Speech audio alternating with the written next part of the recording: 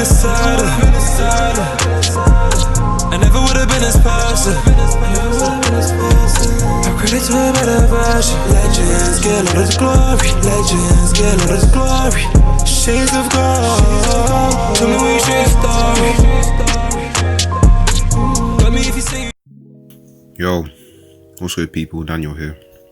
As the spring 2020 season comes to a close, I wanted to discuss a couple of shows I watched during the season.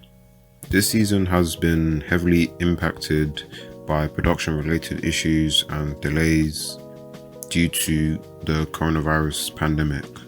A large majority of anime series were forced to suspend production due to the outbreak of COVID-19 in Japan, and to ensure the safety of the individuals involved in the making of the show, the filmers, the animators, the directors, they made the decision to halt production, which is the right decision.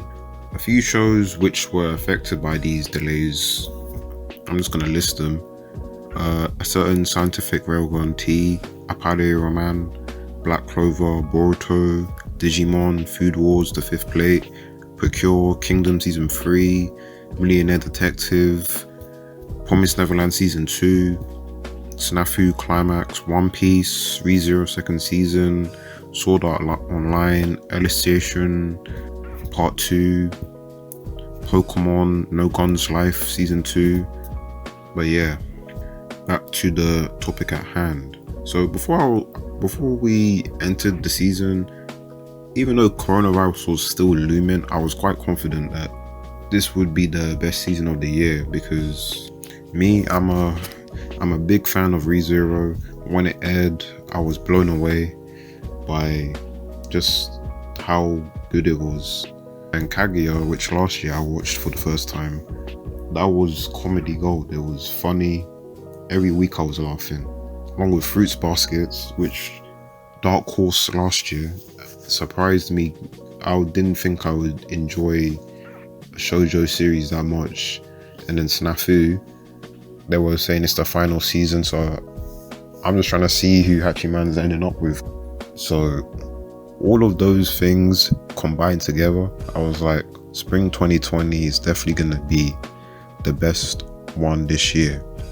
But as we all know, ReZero delayed, and now we're not even getting to get the full 24 episodes or 25. It's going to be 12, and then we're going to take a break, and we're getting the second half in 2021. And that's understandable because of what's happened, but it's still kind of a bit sad because you would want to get the full experience. You don't want to have to wait, because the wait is just gonna, they're just gonna drop us with some disgusting cliffhanger. I don't even want to think about it. But yeah, and then Snafu was delayed to July, but in hindsight it was good that these two shows in particular were delayed, because it gave me an opportunity to explore many other series which normally I wouldn't watch.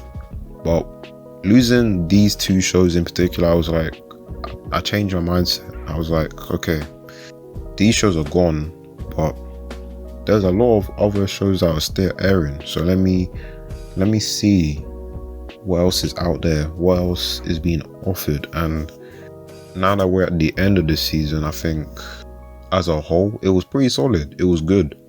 I enjoyed it greatly. The shows which were airing and the shows that I watched, they were great. There were a few shows, a few bad eggs, but as a whole, there were many hidden gems that I probably wouldn't have watched if it was just Kaguya, Snafu, Fruits Baskets, and ReZero. If I had just stuck to watching those two, so yeah.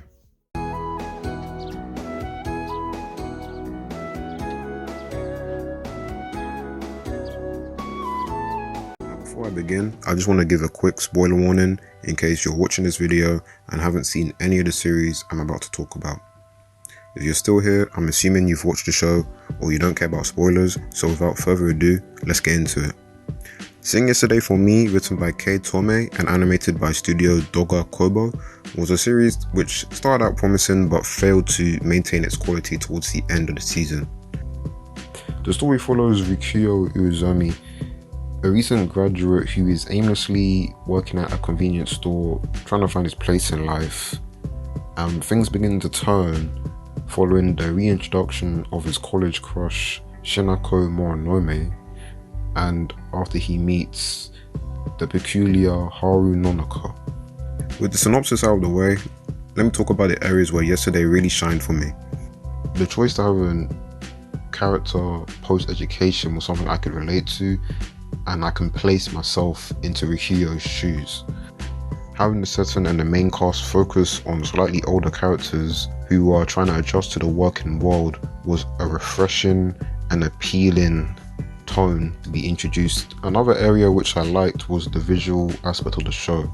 Art and animation wise, the show was of very high quality, especially the art. There are many scenes within Yesterday which are anime movie quality, and the production team, you can really tell, were flexing their muscles throughout the season.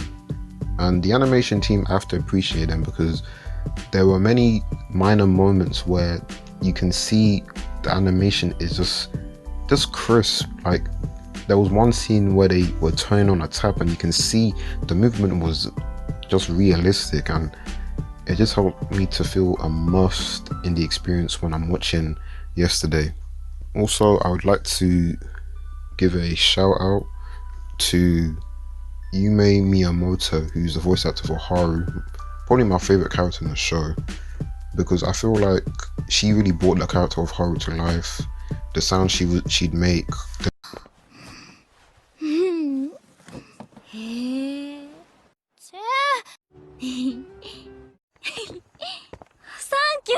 The little character tics she would do really helped to define Haru as a character and portray the emotion she'd be feeling at any particular moment, and I'd just like to appreciate that.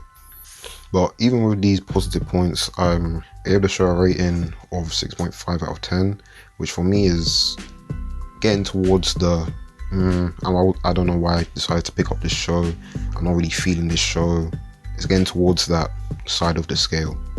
And a number of factors play into this rating, with the ending being the major one. To set the scene, towards the tail end of the show, Rikuyo finally ends up dating Shinako, someone who he has coveted for basically the whole show. He liked her at the beginning, he liked her at the end, he liked her in the middle. So Shinako and Rikuyo are dating, but it becomes quickly evident that this relationship doesn't work. It's not gonna be a long-term thing. There's just too many cracks which are just obvious from when we see them interact. One is that Shinako is clearly not ready to be in a relationship, even though she thinks she is. Throughout the show, Shinako is referred to herself as going in circles, as she struggles to overcome the death of a former crush she had in the past, and she constantly goes in circles trying to resolve this, but seemingly can never escape. She constantly refuses or shies away from any physical intimacy Rikuyo tries to offer her, such as holding hands or hugging, kissing, and these are things that really drive a wedge in between, and it stops them from getting close. And we find out they've been dating for 3 months and they still haven't really shown any signs of physical intimacy, and Shinako knows that this is a barrier in their relationship, but she's not able to fix this. So in the last episode, Shinako and Rikuyo, they have a conversation after another character finds out they're dating, because they were hiding their relationship as well, and they decide to break up, which is the right thing. And then Rikuyo, he realizes suddenly, oh, I love Haru. So he tracks Haru down because Haru disappears, and then he confesses to her, and then Haru's like, oh, okay. I mean, she doesn't accept immediately, but the result is they start dating. And to keep it a buck with you, I don't like this ending at all. Mainly because Rikuyo didn't show any interest in Haru. At most points in the show, he would rebuff any approaches she'd do to him, and he only really showed interest when another man was trying to court her, which is Minato, and he even left halfway through the season. He was only in there for like one episode. So for Haru to take back Rikuyo, after one, he hid her relationship from Haru. He didn't tell Haru him and Shinako were dating. They were dating for 3 months, you know. And for Rikuyo to come running back to her after he gets stumped by Shinako, reducing Haru to a rebound chick, it's just distasteful. It was distasteful. I did not like it. It stinks, man. But enough of that. Another issue I wanted to bring up is time progression, because there's just many times in the series where a period of time would pass and it's just not really explicitly stated, which kind of causes confusion, because there'd be times where the main characters would meet multiple times throughout the episodes, and it's kind of a thing where like we all live in the town, but how big is this town? Because the likelihood of these coincidental meetings is kind of strange. But we're supposed to assume, or I think a period of time had passed between each meeting, but because it's not explicitly stated, it's kind of hard for us to not assume that these meetings are happening in close proximity with each other. So I think that was something the show should have done better. But the major reason for my rating is because of the ending, because I really rank her ending to be the part of the consistency of this anime. If you don't end it well, that's going to drag your rating down. And the end pairing of Haru and Rikuyo, while one I don't dislike, it's the how we got to that pairing is what I dislike, and I feel like they could have really wrapped up the ending better, especially because from episode 8 it was not looking good for Haru at all. So just to conclude, the show itself is not bad, the ending really hurts it, and that's all I want to say about yesterday.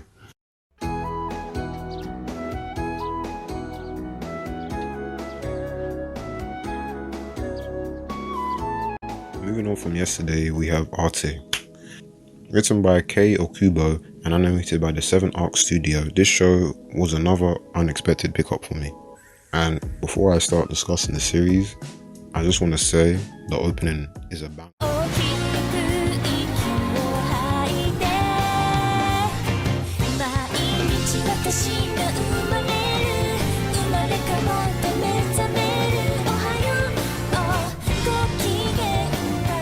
Listen to that. That opening is a banger. But anyway, based in the 16th century, the Renaissance period, Arte takes place in Florence, where we follow the titular character in her journey to become a master artisan. The show addresses multiple issues related to the period it's situated in. As a girl, Arte experiences many setbacks due to sexism, prejudice, and many more. The society places women in the stay-at-home role and to be used as tools to wager in to get favourable marriages. So Arte, in her attempts to be independent, is seen to be strange. We see early on that she suffers from prejudice, where she goes to apply to a workshop and is rejected solely on her gender, and it's also emphasized that independence and women are two things which juxtapose each other. It's an oxymoron. One of the few independent women we see is Veronica, the high-class prostitute. Just to maintain her independence and a high quality of living, Veronica must employ many strategies to retain her customers, as it can all come crashing down quickly and she is reduced to a poor quality of life. Veronica highlights the difficulties women in the show can have when being independent and the limited job opportunities they have in the 16th century. The story for Arte is pretty simple, but that's one of the things I like about it. It's mainly centered around Arte and her progression as she goes from apprentice artist to master artisan. Her passion for art is definitely not to be underestimated, as she goes through numerous trials throughout the course of the show, which showed me how serious she takes her work.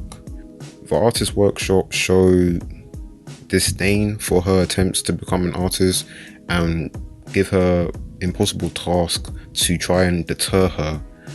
Even Leo, the workshop who takes her on, gave her an impossible task solely because, not partly because she was a woman, but just based on her background. So even when she's not being a woman, Arte still faces challenges. I just want to point out one example where Arte had to carry 15 cement bags a fair amount of distance just so she could sit in the workshop and sketch along with the other male participants. And while I admit in the early parts of the show, it feels like they're beating you over the head with the fact that women independence bad and Arte is a woman. But I understand why they had to do this early in the show, just so you understand what the setting is, and it's realistic too, I guess. But transitioning, when I think back, I believe my favorite stretch of episodes are centered around the Villainess arc, or Venezia. If you watch JoJo Part 5, you know why I'm saying it like that. みんなベニスって英語で呼ぶんだよ。ベニスの商人とかベニスにシスとかよ。なんでベネツィアにシスってタイトルじゃねえんだよ。 Giacha, you know them ones there. And this arc was around the end of the season. I liked the stretch of episodes because of the introduction of the character Katarina and her relationship with Arte. The development of Katarina as a character and the conflict she experiences and the way she develops throughout these series of episodes is something I really liked, and I believed it was realistic and well written. I also liked how the conclusion of her arc isn't something that's totally solved, because it leaves it open and we can go back to it if we do get a second season. Also, I want to shout out Angelo, who was a key supporter for Arte in the early episodes, who, although he's not a main character, we see him here and there throughout the season. As a character, I like him because he is a product of the society, but on the opposing side of the spectrum. While most men see themselves above women, Angelo's chivalrous behaviour means he is eager to assist and lighten the load of the women around him, offering support at any notice. However, this can be seen as a disrespect or even sexist, because it assumes women are not capable of doing every little thing and need to be doted on. I like that the show introduced a character like this because it highlights the small subtle sexism men may show towards women, and Arte and Angelo's meeting challenges Angelo's ideals and acts as a spark for his development. Now to conclude, the show scored 8.5 out of 10 for me, and there's no crazy long reason I can give you for why I gave it that score. I liked it, and everything about the show I enjoyed. There wasn't really a time during the show where I was like, I'm not liking this. It was pretty consistent throughout its duration, and that's something I really need to see in an anime: consistency. I like Arte as a main character. She's a great main character. She's lovable. She's quite ditzy at times, and that just makes her funny as well. And her relationships with the cast of characters around her, with Leo, Veronica, Katerina, Angelo, are also good. And I think the show just does what it's good at, and it does it well. It doesn't try and overreach, and that's something that some shows try to do, and it ends up not going so well. So I can appreciate when show focuses on what it's good at, and I learned a lot about art too, and I can appreciate the intricacies of what an artist may go through when they're preparing a piece and what they think about when they're preparing it. So yeah.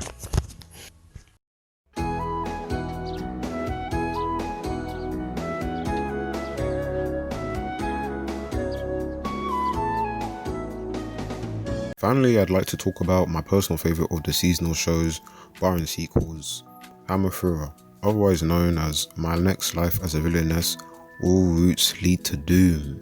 This show is one I plan to watch because I saw it prior to the start of the season and the title had me intrigued. I'm not a big isekai fan, but the premise of being reborn as the villain character of a game put this show on my radar immediately. Hamefura is a breath of fresh air into the isekai genre, and it offers a different perspective to the typical type of series we see. First off, I need to spend some time praising the opening of the show, Shoujo no Roots wa Hitotsu Janai by Angela. This opening has definitely climbed the ranks to cement itself amongst my favourites of all time. It had wavy vocals, visuals, and captured the essence of what the show would be about. So once again, I just have to praise the opening. Probably my favourite opening of the season. Maybe Kaguya or Kakoshi Koto might be competing with it too. But yeah, Hamefura is based on a light novel written by Satoru Yamaguchi and illustrated by Nami Hidaka. The show opens with the MC awakening to realize she has been reborn in the Otome game Fortune Lover, and she quickly realizes that she has been reborn as the Villainess character Katarina Klaus. Really rolls off the tongue. Gotta love it. And this is a character who faces doom in every route of the game you play. Now she must use her knowledge of each route in the game to escape her doom flags. As the show is centered around the Villainess character, I came into it thinking we would get some sneaky tactics and kind of conniving plans by our MC to avoid her doom, but instead what I was met with was a fun isekai comedy with a funny MC, a great MC, let me correct myself, who wins over her cast with her lovable antics. Katarina's interactions with the main cast, Giordo, Keith, Alan, Mary, Maria, Sophia, Nicole, even her mother are all engaging, and she kind of reminds me of Luffy and how the Straw Hats interact, because Katarina is the main pillar for her group and she's like the glue that holds them together, and she supports everyone around her, and she has every time a new character is introduced, we see the positive influence that Katarina has on each member and how the bonds form between the two. What really surprised me about this show was the comedy, because I didn't think it'd be as funny and I didn't expect to be laughing as much as I was. Katarina is peak density, and her obliviousness, if that's even a word, leads to many funny moments. I think my favourite scenes revolve around Katarina's thought court, where she thinks up several different versions of herself and is essentially debating with herself to plan her next action to either avoid her doom or just what she should do next during the day. The conversations between the different personalities is pretty entertaining and always makes me laugh. Another point I'd like to make is seeing Katarina just go throughout the show where she's thinking up different ways to avoid her doom is pretty interesting. Like she thinks up farming as a way to build up her magic because she's an earth attribute, but she realizes that her magic doesn't really improve, but she does develop farming skills, and she decides she uses this as a way to sustain herself if she gets banished, which is one of the endings from the Fortune Lover game. Also, I want to pour one out for my boy Giordo, Katarina's fiance in the show. Now, when he was first introduced, I wasn't taken to him like that, but as you progress throughout the show, I found myself sympathizing with him a lot more because he genuinely likes this girl, and it seems like everybody on the planet is trying to drive a wedge and cock block him. Katarina is very wary of Giordo because in the game, Giordo will either kill or banish her, and since this isn't the game, Giordo actually ends up falling in love with Katarina because RMC is the opposite of a ideal noble. She's climbing trees, She's eating sweets with her hands. She has no table etiquette, and it's these behaviors which intrigue and entice Jordo. And he actually takes the engagement seriously, and he wants to marry this girl. And Katerina still believes that everything's going along with the game, so she's trying to cut off the engagement. She's like, oh yeah, we can cut this off, my scar's gone. He's like, nope, I'm never breaking this off because I actually like you. And also we have Katerina's friends who kind of block Giordo inadvertently. We got Mary, who is his brother's fiance but actually loves Katerina, so she's always trying to get her piece in, isolate herself from Katerina. We got Katerina's brother,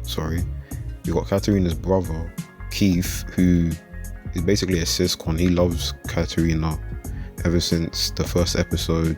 They had a nice moment together. Katerina like kind of declared. Katerina basically uses the lines that the protagonist is supposed to use on each of the main characters, and that makes them fall in love with her, and she doesn't even realize she's doing it. It's funny. Giordo also has competition from Alan, his own brother, Sophia and Nicole, who are two other characters we meet in the show. So essentially, Giordo's competing with like 5 or 6 other people just to spend time with his fiance and to bond with his fiance. He can't even get a moment alone with her. So I just feel for him, because it just sounds like it looked like a lot of stress, and I feel that he was just trying to go closer to his wife, but the show was not letting him. They weren't letting him live. But yeah, let me conclude. My rating for this show is 9 out of 10. I think it was definitely the best show I watched, which wasn't a sequel. Very unique concepts, great comedy, interesting characters, and it also introduced me to Otome Isekai. It's a genre I was not aware of, and I've ventured into it a bit further, and I've picked up some series off the back of this show. I'm gonna name 2 that I really like. Death is the Only Ending for the Villainess, and the Villainess reverses the Hourglass. And now these series are quite good because they differ to Hamefura. They're less on the comedic side and more true to the villainess being a villainess, and you kind of see more cunning. So if you want to read those, check them out. It's both very good series. But yeah, alright guys, I'm gonna stop here for part 1. Hopefully part 2 will be out soonish. I think we're gonna discuss Kaguya 2nd season, see what might have to get the guys on that one still. I was gonna have a discussion on the first half of Fruits Baskets, but we'll see. I might wait till the season finishes before I do that. But yeah, thanks for listening. Comment your thoughts below if you've watched any of the series I mentioned, or if you watched a different series that I didn't watch, mention it. We can have a discussion and maybe leave what you thought the best show of the season was. And yeah, thanks for listening once again. Deuces.